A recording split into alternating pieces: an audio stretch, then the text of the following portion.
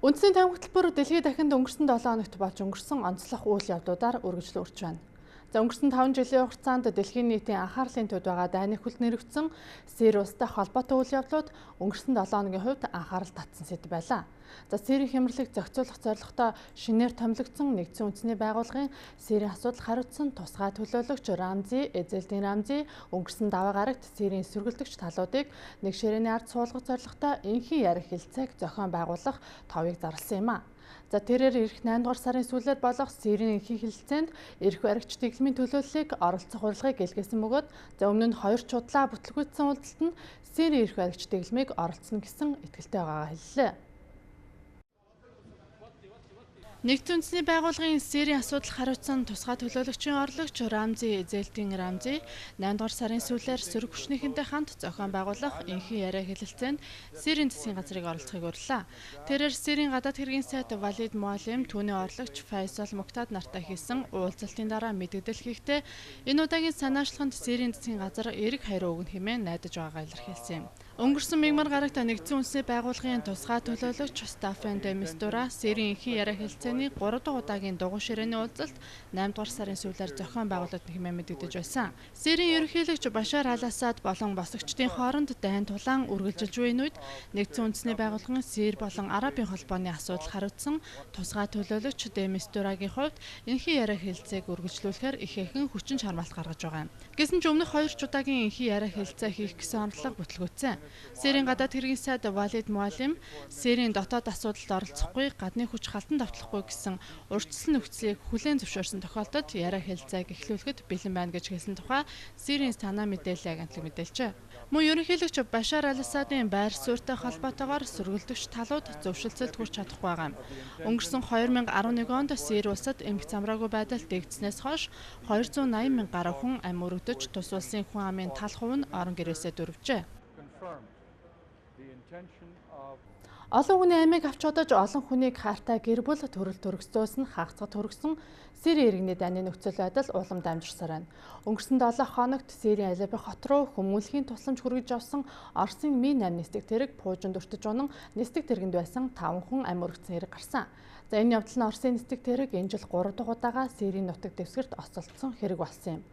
Мөн түнчлэн үүний дараачийн өдөр буюу өнгөрсөн мягмар гарагт нисдэг тэрэг осолдсон газрын ойролцоо буюу Сирийн хойд хэсгийн Идлиб мужид болон Алеппо хотын хуучин дүүрэгт химийн халдлага болсон тухай мэдээлэл цацагдсан юм. Эхний халдлага болсон Идлиб мужийн Саракеб хотод оршин суугчдын хороололд холоорынхий агуулсан цилиндрүүд унсан тухай Идлиб мужид сайн дурын эрхлэн ажиллагаа явуулж буй эрх баригч дэглэмийг эсэргүүцэгч Идлиб мужийн иргэний хамгаалалт байгууллагын Facebook хуудсандаа нийтэлжээ. Холоортой адил үнэртэй хийнд хорцсны улмаас амьсгалахад хүндрэлтэй болсон 30 гаруй хүн эмнэлэгт эмчилгээ хийлгэж байгаа тухай нийтлэгдсэн мэдээлэлд бичсэн байна. Харин Сирийн цэргийн гол холбоотон болох Орос улс тус газарт химийн халдлага болсон гэх мэдээллийг үгүйсгэлээ. Орос болон Сирийн төрийн мэдлийн мэдээллийн агентлагуудаас гаргасан хэвлэлийн мэдээнд Кремлийн хэвлэлийн төлөөлөгч Дмитрий Песков хэвлэл мэдээллийн хэрэгслүүдээр холоор хэрэглэсэн гэх худал мэдээллийг цацж байна гэж хэлснийг эрт татсан байна. Америкийн нэгдсэн улсын хувьд уг асуудлаар хараахан албан ёсны мэдээлэл хийгээгүй байгаа боловч албаны хүмүүс холоор хэрэглэсэн тухай их сурвалжийн мэдээлэл авсан гэж хэлжээ. Нотлох баримт агаараас унаж ирсэн учраас Сирийн засгийн газрын талынх гэж үзэж байгаа юм. Учир нь сөрөг хүчнийхэнд ямар ч нисэх онгоц байхгүй хэмээн их сурвалжууд хэллээ. Харин 2 дахь химийн халдлага болсон явдлын талаар Сирийн засгийн газраас Алеппо хотын хуучин дүүрэгт террорист бүлэглүүд хийн халдлага үлдэж 5 хүн амиа алдсан гэж тайлбарлаж байгаа юм. Алеппо хотын хувьд нөгөө химийн халдлага болсон Саракеб хотоос зүүн хойд зүгт 50 км-ийн зайтай оршдог. Мөн Ирак, Сирь, Ливан, Лив зэрэг улсуудад цэргийн үйл ажиллагаа явуулан дайралт хийж буй Исламын улс зэвсэгт бүлэглэлийн эсрэг Америкийн нэгдсэн улс агарын довтлогоо хийх шийдвэрийг өнгөрсөн 7 хоногт гаргасан.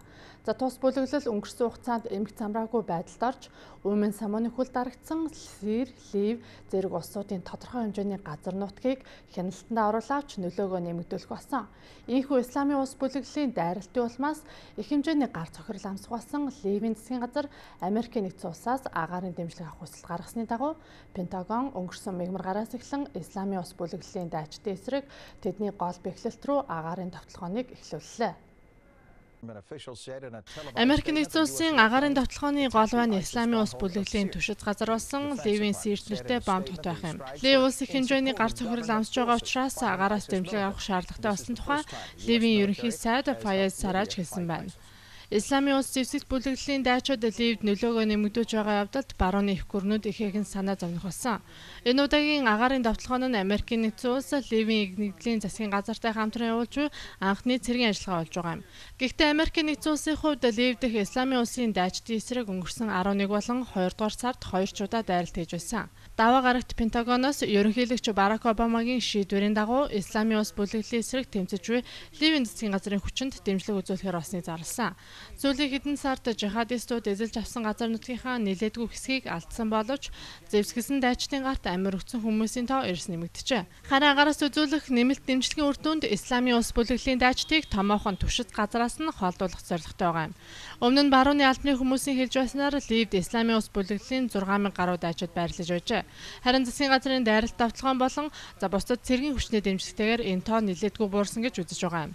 Пентагоны хэвлэлийн төлөөлөгч Петер Кукийн хэлснээр Америкийн нэгдсэн улсын агаарын давталгаа явуулах гол бай болсон Сирт хотод Исламын улс бүлэглэлийн 1000 орчим дайчид байгаа гэж үзэж байгаа юм. 2011 онд Ливийн удирдагч Муаммар Каддафи амь үргэснээс хойш тус улсын засгийн газар болон цэргийн хүчнийхний хоорондын зөрчилдөөний улмаас хуваагдалд оржээ. Ливд бий болсон энэ нэмэх замраагүй байдал нь Исламын улс бүлэглэлийн дайчдыг тус улсад нэвтэрж орж ирэхэд нөлөөлсөн байна. Ойрхон орнын баян чинэлэг улсуудыг хяналтандаа оруулж нөлөөгөө нэмэгдүүлэхээр дайтаж буй Исламын улс бүлэглэл дэлхийд даяар үйл ажиллагаагаа өргөжүүлэн өөрийн сүлжээгээ байгуулах болсон.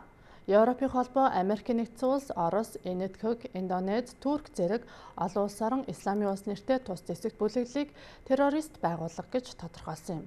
За сүүлийн хэдэн 7 хоногийн хугацаанд тус бүлэглэлийн гишүүд, дэмжигчид Франц, Герман, Бельги зэрэг Европын орнуудад олон хүний амьд хүрсэн халдлага үйлдсэн билээ.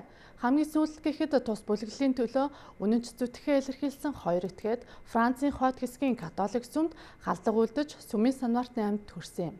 Францад удаа дараа гарсан террорист халдлагатай холбоотой тус улс онц байдал зарлан терроризмын эсрэг арга хэмжээний хүрээнд Исламын хэд туйлширсан үзэл газар авахаас хэрэглэн тус улсад үйл ажиллагаа явуулж буй сүм хийдүүдийг хаах шийдвэр гаргалаа. Өнгөрсөн 7 хоногт Францын эрх баригчид Исламын шашны 20 сүм хийдийг хаагаар болсныг зарласан юм. Европын бусад орнуудтай харьцуулахад Франц улс Исламын шашинтай хүн амын тоогоороо тэргүүлдэг. Мөн Парис, нийт зэрэг хотуудад Исламын хэд туйлширсан үзэлтнүүд террорист хадлага үйлдэн олон хүний амьд хүрэх болсон. Францын дотоод хэргийн сайд Бернард Казинеев сүм мөрөглийн газруудад бусдыг өдөөн түрхэрдэг, бүгд найрамдах үзлийг үл ошоодог байдал Францаас зур газар хаач байхгүй гэж хэллээ. Онц байдлын тухай хуулийн дагуу Исламын хэд туйлширсан үзлийг зааж түгэж байна гэсэн үндслээр 20 сүм хийдийн үйл ажиллагааг зогсоохоор болсныг тэрээр мэдгдлээ. Цаашид ч уг арга хэмжээ үргэлжлэх болно гэдгийг тэрээр анхааруулсан юм. Франц улсад 2500 гаруй Исламын сүм хийд мөрөглийн газар байдаг. Эдгээрийн 120 орчим нь Исламын сүннит шашны хэд консерватив урсгал болох салафизмыг зааж сурталчилдаг байна. Францын дотоод хэргийн сайд Казанеев тус улсын Исламын шашны зөвлөлтөд хийсэн үйлдэлийнхаа дараа энэхүү мэдэгдэл хийсэн юм. Уг уулзалтаар сүм хийдүүдийн санхүү удирдлагын асуудлыг дахин шинжлэх тухай хэлэлцсэн байна. Мөн Европын орнуудад гарсан террорист халдлагуудтай холбоотой бусад улс орнууд ч байдал аюулгүй байдлаар чангатгаж эхэллээ. За Лондон хот гэхэд олон нийтийн газруудад нэмж 600 гаруй зэвсгэлсэн цагдаа нарыг хамгаалтанд гаргажээ. Терроризмын эсрэг арга хэмжээний хүрээнд Их Британийн нийслэл хотын олон нийт ихээр цуглдаг газруудад нэмж 600 гаруй зэвсгэлсэн цагдаа нарыг байрлуулж эхэллээ. Хотын цагдаагийн комиссар Бернар Хогенхове өнгөрсөн хэдэн 7 хоногийн хугацаанд Европ даяар болж өнгөрсөн аимшигт үйл явдлуудыг харсан хүмүүс бидний гаргасан шийдвэрийг ойлгох үз хэмээн хэлсэн байна. Тэрээр мөн зэвсгэлсэн цагдаагийн ажилтнууд Лондон хотын ард иргэдийг альва аюул занлаас хамгаалах болно гэж хэлжээ.